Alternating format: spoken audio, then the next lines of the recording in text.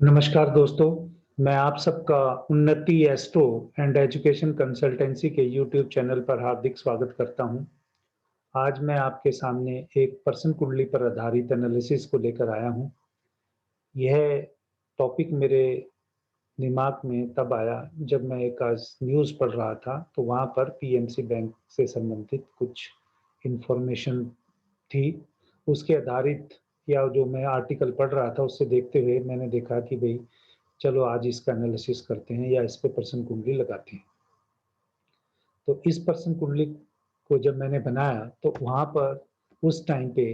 समय और लोकेशन जो था वो 7 जनवरी 2021 12:33 दोपहर का टाइम है और चंडीगढ़ जगह थी जहाँ पर ये कुंडली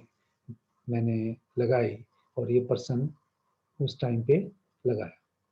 तो यहाँ पर आप देख रहे हैं कि मेष लगन की कुंडली बनी है ये और मेष लगन का जो स्वामी मंगल हैं वो लगन में ही बैठे हैं और जो मंगल है वो उसकी जो दूसरी राशि है वो वृश्चिक राशि है और वृश्चिक राशि अष्टम भाव में है। तो अष्टम भाव से आप जानते ही हैं कि हिडन इवेंट्स, सस्पेंस या सडन इवेंट्स के बारे में हम सब जानते हैं और मंगल की जो फोर्थ दृष्टि है वो चौथे घर पे है और चौथा घर जो जनता का है और क्योंकि ये बैंक से जो प्रॉब्लम हुई है या जो स्कैम हुआ है ये जनता के पैसों का ही लेके है। तो इससे फर्स्ट हाउस से अगर मैंने पर्सन लगाया है तो अगर उसको देखें तो सेकंड हाउस से मनी को देखते हैं, फोर्थ हाउस से जनता को देखते हैं या मेरे अपोजिट का जिनके क्वेश्चन लगाया तो उससे अगर हम इसको कुंडली को घुमाएं भी तो वहाँ पर इसमें सप्तम भाव से देखते हैं तो चंद्रमा भी वहाँ पर है। तो सारी कुछ चीज़ें इससे तो ये लगता है कि पर्सन तो जो उठाया है उसके बारे में ठीक ही है।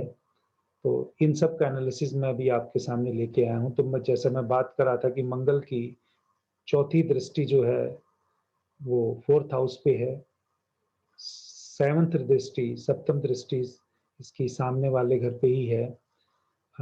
यानी कि यहाँ पर जो शुक्र की राशि है और अष्टम दृष्टि जो है वो सडन इवेंट वाले पे है। तो सेम इसी तरीके से अगर हम देखेंगे तो सेकंड हाउस में यहाँ देखेंगे कि जो ये वृषभ राशि है और इसका स्वामी जो है शुक्र है और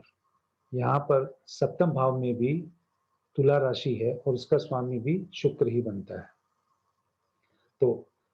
फोर्थ हाउस से जैसा हमने कहा कि ये जनता को देखते हैं, सेकंड हाउस से हम फूड, मनी, फाइनेंस को देखते हैं।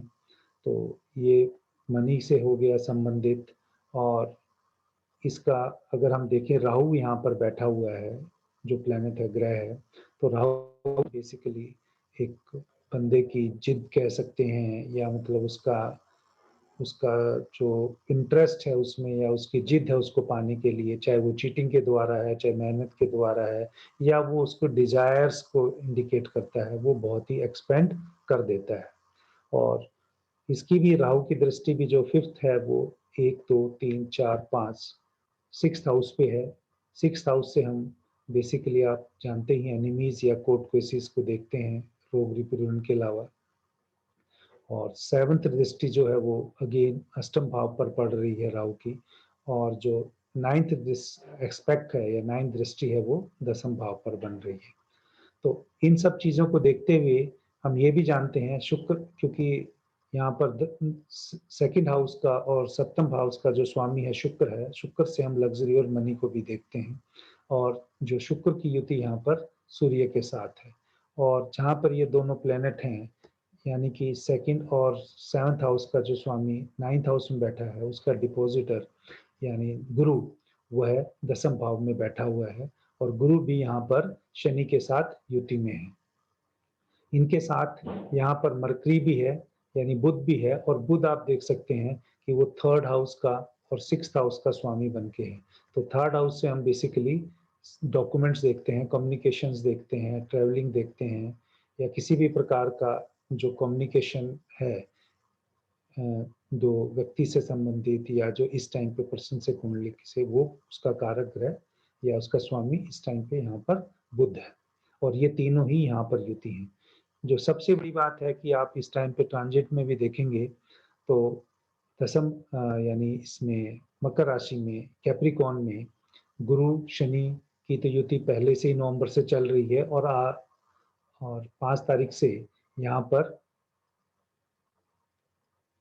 जो मरकरी भी आ गए हैं और मरकरी इस टाइम पे अस्त चल रहे हैं। तो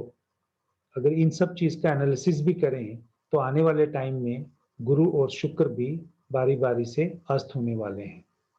तो एक टाइम ऐसा आएगा कि ये तीनों ग्रह ही अस्त हो जाएँगे, जब यहाँ पर सूर्य का भी ट्रांजिट आ जाएगा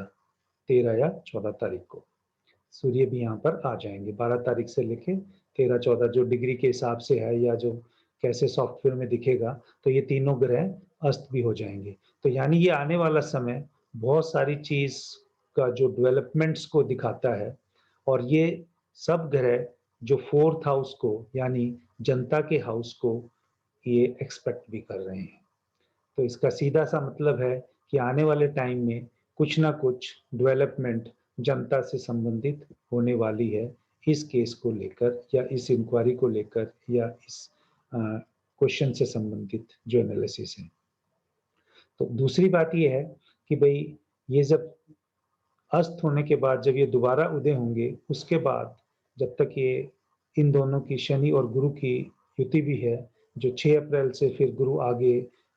यहाँ पर चले जाएँगे इस राशि में, यानी कि एक्वेरियस में या कुंभ में चले जाएँगे, तब तक कुछ ना कुछ इस केस से संबंधित और बहुत सारी जानकारी आएँगी और ये एक केस अपना आगे की तरफ डेवलपमेंट की तरफ चला जाएगा। तो इन सब चीज़ों के एनालिसिस को और प्रेज़ेंट सिनेरियो को देखते हुए, तो ये तो यही लगता है कि भई आने वाले समय में जो जनता है, उनको इस चीज़ से रिलेटेड जो भी इन्वॉल्व थे, चाहे वो कोर्ट है, चाहे सरकार है, क्योंकि यहाँ पर शनि और सन की सूर्य और शनि दोनों की इन्वॉल्वमेंट दिखती है। एक सरकार का कारक है और दूसरा कानून का कारक है। तो इन सब की युति देखते हुए, इन सब का आपस में इतना क्लोज़ रिलेशन देखते हुए, तो इस केस में बहुत ही मतलब प्रबल संभावना है कि भई लोगों को इससे न्याय मिलेगा। तो यह दोस्तों मेरा एनालिसिस अगर आपको अच्छा लगा हो, इस तो आप इसको प्लीज़ लाइक कीजिएगा और आप आगे भी शेयर कीजिएगा। अगर कोई पर्सनल लेवल पे मुझसे कॉन्टैक्ट करना चाहता है अपने चार्ट से एनालिसिस से संबंधित, तो वह भी मेरे इस पे जाके लिंक्स में या जाके मेरे चैनल पे जाके वहाँ पर मेरा ईमेल देख के वो मुझसे कॉन्टैक्ट कर सकता है। तो तब तक के लिए जब मैं नया वीडियो नहीं लेके आता दोस्तों, क्योंकि पिछले 2 हफ्ते से मेरा एक-एक ही वीडियो मैं अपलोड कर पा रहा हूँ। तो मैं उम्मीद करता हूँ कि आपको ये मेरा वीडियो पसंद आएगा। आप इसे लाइक भी करेंगे और मेरे चैनल को सब्सक्राइब भी करेंगे। अंत में भारत माता की जय बोलते हुए मैं अपनी वाणी को विराम देता हूँ। भारत माता की जय।